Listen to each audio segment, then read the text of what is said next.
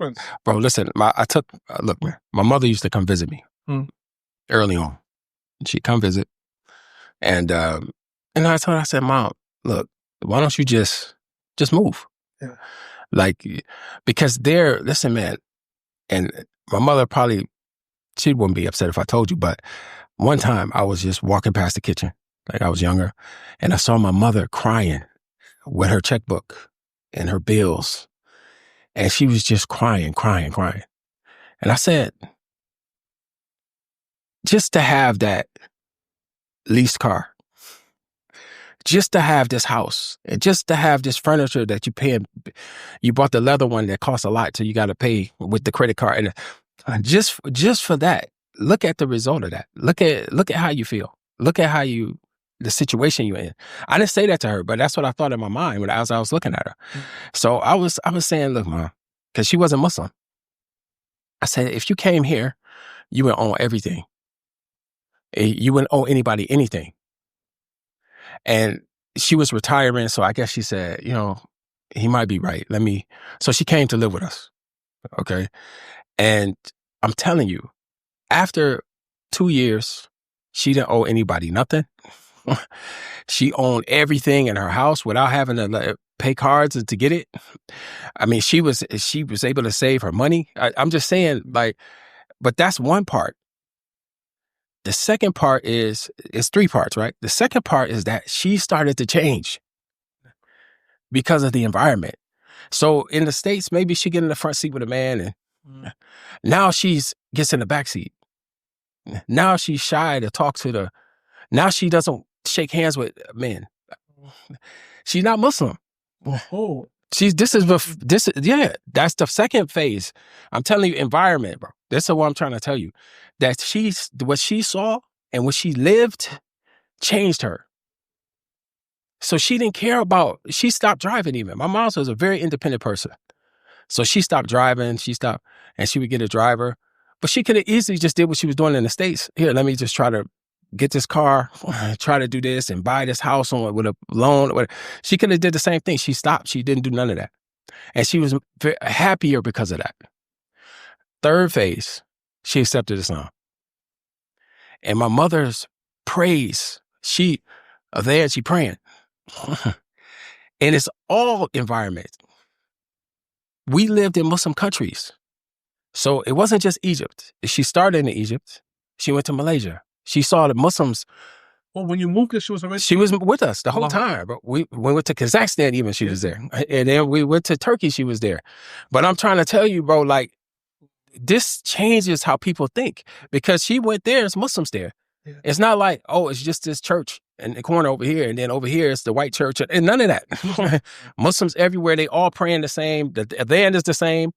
She heard the adhan in Egypt, she heard the adhan in Malaysia, she heard the adhan in Turkey, the adhan in Kazakhstan even. So that affects, and then the way that people treat her and the way that people interact with one another, it's the same. These are Muslims. So she's like, in the surface, that's the da'wah. Bro, that's what I'm trying to say. Stronger than the da'wah that was coming from you. I'm sure you gave my da'wah for. Yeah, but I was rough. I was rough. I said, now, if you don't accept this message, just bear witness. Yeah. This is how I'm talking to her. She like, man, but the practices, to see, because people will call her and say, this is what's happening with my granddaughter. This is what's happening with this. And then she'll look at her grandkids and say, this doesn't exist. This stuff doesn't exist. This one's pregnant by this one. This one is whatever they doing. And this one has hard times, and this one's on drugs. And she look and say, this is the truth. May I ask if I can ask you, at what point did she accept Islam? Because I want to talk about your journey, right, from Egypt. Because a lot of people, I don't know, people follow your channel, they know.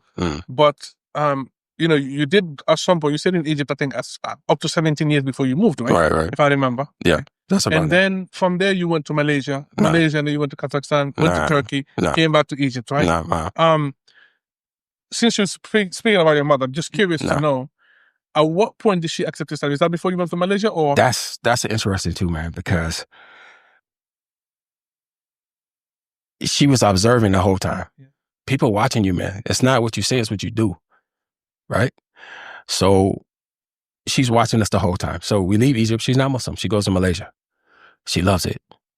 And she's seeing way people deal with her and everything. She just loves it, right? And in the background, my daughters are talking to her. And because, subhanAllah, they want her to be Muslim. They don't know anything else. So they're like, why are you not Muslim? But not in a mean way, right? They just can't understand it. But me, I understand because I dealt with non-Muslims.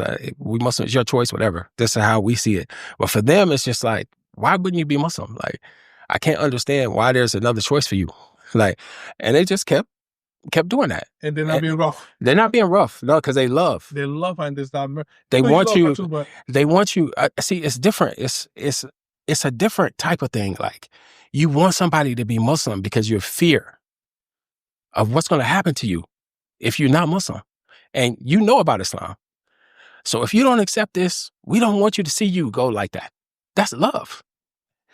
So they did that. Then we went to Kazakhstan. She still wasn't Muslim. So we went to Kazakhstan. Kazakhstan was different because the weather was rough or whatever, but still, they still talking to her. She's still doing it. And then finally we went to Turkey. And then when we went to Turkey, she started saying stuff. She started saying, I don't understand why this or that, and talking about her own religion. And I'm like, I never heard her talk like that before. She was saying to us, I want to be Muslim, but didn't say it. You know, she just was. She started having shak about. Yeah, her shak, like, why did this and that? I don't understand that. You know, she started saying stuff like that. And I'm like, So she's saying she want to be Muslim, but she's not saying it. So I got a brother, he knows who he is, an older brother, to talk to her. I said, can you talk to my mother? So he talked to her. Shahada. MashaAllah. And from that day, 5 daily prayers. On time. Like, and I don't mean, a lot of us, when I say on time, I don't mean missing it. But I'm saying a van prayer.